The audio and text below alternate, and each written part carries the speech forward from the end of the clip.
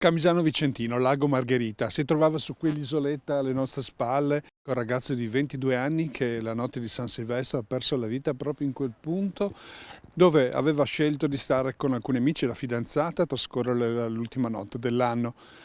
È il momento del giallo, della preoccupazione perché non è ancora chiara la dinamica di quanto è successo. A non essere ancora stati ufficialmente ricostruiti gli ultimi istanti di vita di Andrea D'Agostino, l'imbianchino 22enne di Villafranca Padovana. I carabinieri hanno raccolto le testimonianze degli amici e della ragazza che per ultima ha visto il giovane allontanarsi verso l'alba dalla tenda dove pernottavano per raggiungere la riva dello specchio d'acqua. Il suo corpo è stato ripescato dai soccorritori a 4 metri di profondità.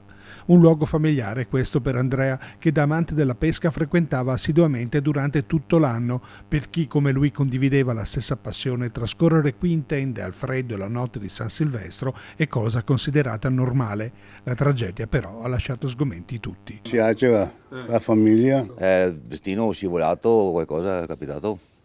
Vabbè, di solito c'è sempre pieno di tende, tutto quanto, lago pieno, tutto a posto. Per cui è un'abitudine per chi è appassionato di questo sport. Sì. Ecco. È solo una tragica fatalità secondo lei? Secondo sì.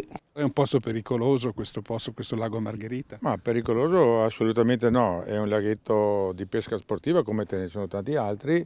È logico che la congiuntura in cui è successa questa disgrazia, questa tragedia è particolare, è l'ultimo dell'anno, però è frequentato tutto il tempo dell'anno con la stessa tipologia di quello che stava facendo qui il ragazzo. Sulle sponde sono ancora presenti i segni del bivacco, come pure alcuni pezzi di ghiaccio che sicuramente ricoprivano in modo più esteso nelle ore più fredde l'erba che lambisce il ciglio del lago.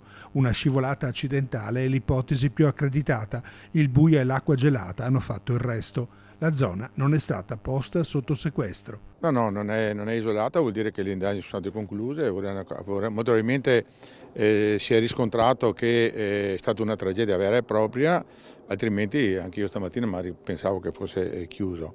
Però se è aperto vuol dire che l'indagine è stata chiusa e aspettiamo magari i risultati medici per capire meglio di che tipo è stata questa morte, insomma.